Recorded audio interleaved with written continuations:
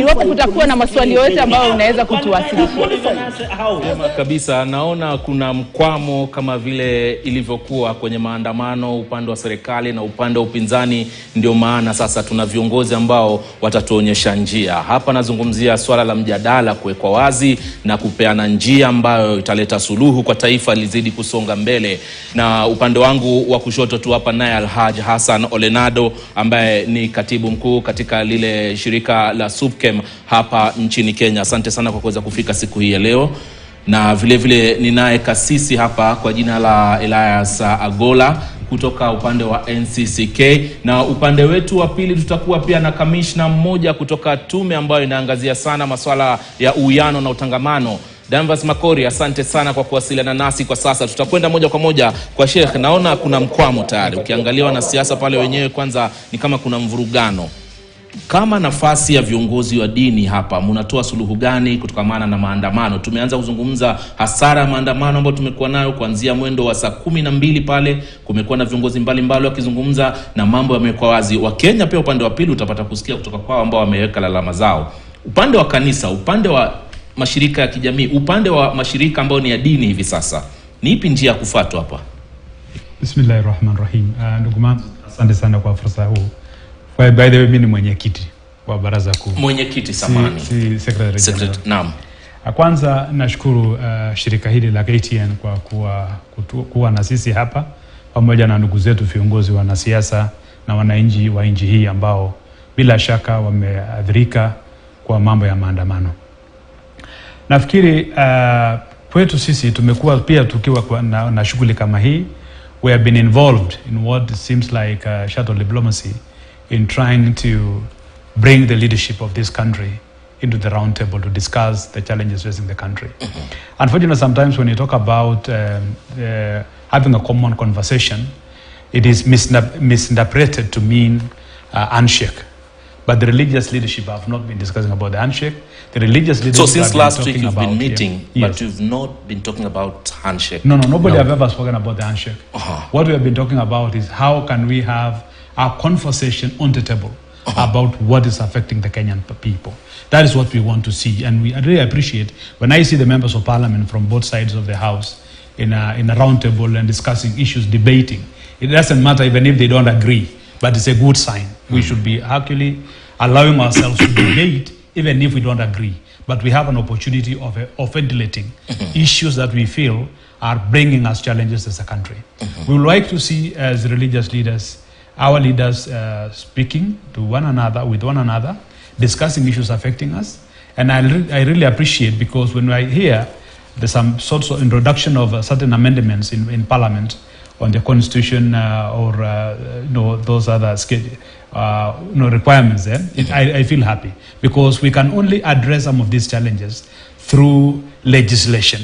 We cannot have any other shortcut. Even the proposals that are being made by other stakeholders, including the religious leaders, how can we go back to Parliament to address the issues that we have been talking about? We were excited about the bipartisan talks. Unfortunately they collapsed, and this is one of the avenues which we could have used as a country to solve the challenges that we are facing today. Because if the bipartisan process succeeded, maybe we could have not witnessed the demonstrations a week ago. And these are the things that we really want to see us going back to the negotiations and actually discussing on how we want to go. Finally, on the bipartisan, it is very, very, we are in a very bad situation as a country now, because Kenya doesn't have an IBC. And one of the things that we wanted to see as an outcome of a bipartisan approach is the establishment of an IBC that is acceptable by majority of Kenyans. You may never get something that is acceptable to everybody, but you'll always have something that can be accepted by the majority of the people. And bearing in mind, if anything happens in this country today, because we are all of us human, something can happen to the members of parliament, senators, MCAs, and whatever. We don't have a commission to address that. And the next 10 months, again, we are going to have the elimination of the boundaries, electoral boundaries. These are the things that we need to be thinking about as a country. Otherwise, thank you very much for this opportunity. It's okay. We are still here, Chairman. But Reverend, on your end, do you think there's need to have the bipartisan talk and address some of the issues which were raised from both parties? Yes, thank you very much for the opportunity to come and represent the churches in this show. I think to begin with, we need to ask ourselves what is happening in the country today. The government is in power for less than 1 year, and they are now approaching the close of their first anniversary since they got into power. What have they been doing? I think that is what we should be asking ourselves. And from where I sit, I see the government trying to lay the foundation of what they would want to build on.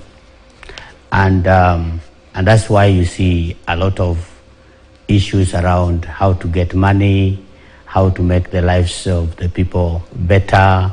And I'm not saying they are right or they're wrong. I'm saying that that is what I see them doing by trying to set themselves into a stage where they can perform. What else are we seeing? We are seeing the opposition that has been branded maybe in the past as a toothless dog, a dog that cannot bark, a dog that cannot bite, and has nothing to do. And I think I'm seeing the opposition that is trying to assert themselves and say, here we are, we can be seen, we can be heard, and we can be the voice that you are claiming that is not there. Who else are we seeing? We are seeing the citizenship that is tired and that is, going through a very high cost of living. Since last year, so to say, the citizens have been paying more than 2 times of what they were using the other time. The cost of electricity is up, the cost of fuel is up, and so on and so forth. And so we are seeing also the representatives of the people, instead of having a discussion, a conversation that is geared towards a discussion, they are having conversations that are geared towards arguments. Arguments prove who is right. Discussions prove what is right. And even today, we've just seen them argue there, and nobody is giving any person chance to talk or to hear their voices. And so, coming to your question, what can we do? I am also seeing now the religious institutions saying that if there is going to be a conversation, then that conversation should be issues-based. It should not be a conversation where people bring their interests, people bring their own ways of achieving, but where we bring Kenya to the table and we say, where is our Kenya going? How can we support the government in their efforts to have a foundation? That is what they are doing. How can we support the opposition in airing their voice and saying what they want to say without making a lot of noise or going to the streets? How can we have our country back? How can we hold our elected leaders accountable? How can we ask them to stop, bickering and start discussing issues that are facing Kenya today? So the religious institutions where we belong are here to tell our leaders that when we talk about an alternative way of resolving their issues, we are just doing it within the laws of this country. When you read, for example, Article 159, Sub-Article 2, it talks of our Constitution. It talks of an alternative system of resolving issues, of bringing reconciliation, And that alternative dispute resolution mechanism is enshrined in our constitution. So when the religious leaders are saying, let us have a dialogue, let us have a national dialogue that is not only bipartisan, let us have a dialogue where all the stakeholders and the duty bearers are coming together to discuss Kenya and to ask ourselves, what is this that we can achieve out of a round table dialogue? We will come back to that at the tail end. But on the other hand, also we have Danvas Makori, who is one of the commissioners at the NCIC. Danvas, asante sana pia kwa kuwasiliana nasi kwa sasa. Labda kama mshikadau katika tume ya uwiano na utangamano, bila shaka mumeona kinachoendelea hapa nchini, mumeona madhila ambayo yanafanywa baadhi ya Wakenya, mumeona matangazo, pia kupitia matangazo watu wameuawa kwenye maandamano, hasara ambayo imeletwa kwa biashara, hasara ambayo imeletwa pia kwa Wakenya.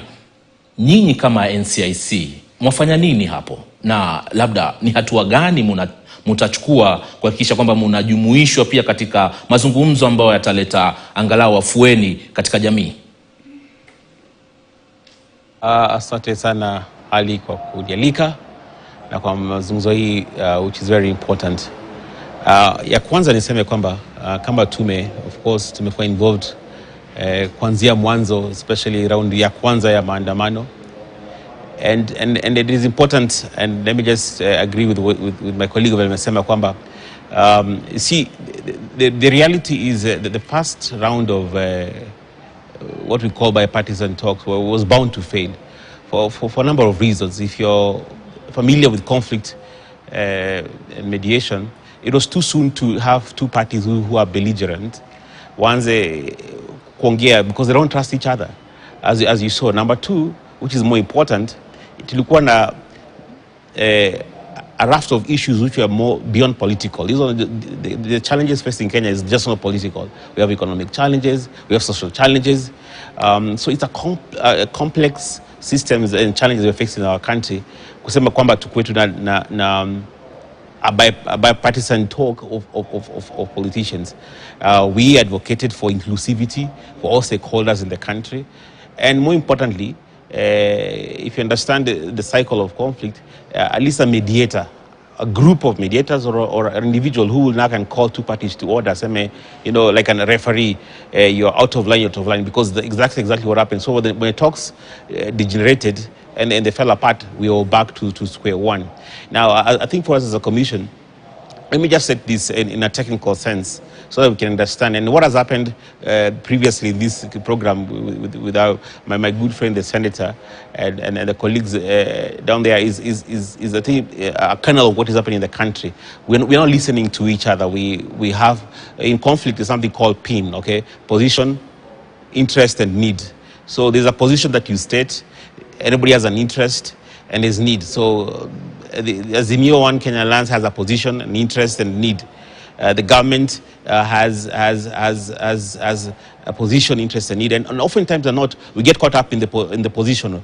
Ile unasikia kwa news, what the headlines, what politicians will say, the sound bites. Those are the positions, and we get caught up. We don't understand there's an interest behind it, but more importantly, as a need. For us as a commission, we as professionals who mediate conflict. We have mediated serious conflict. In mzozo mdogo, where there is actually war.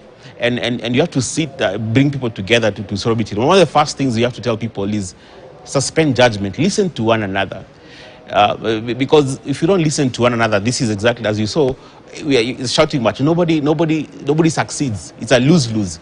We're advocating for a win-win position for Kenya, whereby at the end of the day, we are fighting for Kenya. We are fighting for our future, for our children, for our economy. So we need to listen to each other rather than scream at each other and fight each other on the streets and throw stones and damage property and kill each other. And as we've seen, it's not helpful. At the end of the day, we've not moved any further than we started. We still have the same problems. The cost of living is still high. It has not changed after all this drama. And after all this back and forth, we have lives lost. So we advocate whereby the dialogue where we listen to one another. And as a commission, we work closely with the IRCK. That's why our good friends, religious leaders, and the international community, especially, allow the diplomatic corps, which we've worked with the EU, the governance group, the diplomatic corps, really to bring some sense and stability and reality to this. We hope that it is. Finally, let me just say this. I know sometimes right now there's no appetite to converse or even to dialogue. I mean, sometimes it's even a negative thing to call dialogue, because as Sheikh Narua amesema, dialogue is associated with the handshake. That's what we're calling for. And in my experience, when one party seems like they have an upper hand, they will want not to dialogue, and then the seesaw changes, then the other party doesn't, which one didn't want to now wants to. So for me, I'd call for one of the way forward is just listening to each other, but also to address the long-term issues that we face our country. We have to genuinely listen to one another and understand that all of us, hopefully, we care for and are fighting for the good of our country, not as I think. When I think Senator was saying, when it comes to interest, people are very interested. You don't know why somebody is advocating for a certain position. But I really hope and pray that the common, what brings us together, even the president said, is we have more in common than separates us. So let's remember that. Asante sana Kamishna Makori. Kabla sijampisha mwenzangu Beki yuko upande wa pili kule, lakini kuna swala pale limejitokeza Alhaja, kwamba hatusikizani, hatuzungumzi kwa sauti moja. Kanisa, misikiti, viongozi wa kidini, ni nini kimekosekana hapa? Kwa nini hatusikizani? Na je, iwapo ungepewa fursa ya kuwaleta pamoja hawa, ungewashauri vipi ili tuweze kusikizana na tusonge mbele? Nafikiri religious sector wamefanya kazi kubwa nchi hii ya kuleta viongozi pamoja. Tangu wakati wa kanisa mashirika ya kidini walianza kufanya kazi kubwa wakati repealing of section 2A, kuleta multi-party democracy, baadaye ikakuwa mambo ya ufungamano, the new constitution, all those processes, the religious sector played a role. Wakati tulipokuwa na matatizo, tulipokuwa na tear gas Mondays, hizo matatizo ya kutaka kutoa commission ya Isaac Hassan, wakati hizo, it is the religious community that negotiated with that commission and they found a solution. And later on, the religious sector also were actually the panel that recruited the Jibukati-led commission. The majority of the election panel were actually members of the faith community.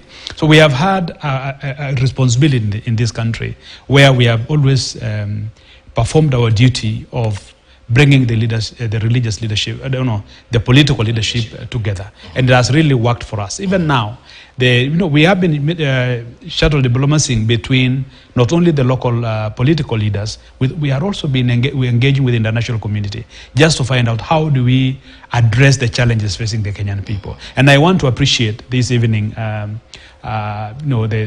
leadership of the Kenya Kwanza side, because at least they are appreciated the position we have taken in terms of, asking them to fast track or to begin again the bipartisan talks, and we appreciate that extension of hand, which we really receive with happiness, and we are very much willing to support when we are called upon to the round table. We also want to urge the Azimio la Umoja to really reciprocate and come to the table so that we can have at least the bipartisan talks moving. We can always resolve the issues that has caused the stalemate, and we also want to encourage that when we go back to the table, it is possible to expand that sitting, to have other stakeholders also participating in the process. Because if we have the most stakeholders, some of those petty issues, the very political petty issues, we may actually be able to address and put them aside. Mwenyekiti, asante sana, lakini upande mwingine Kasisi,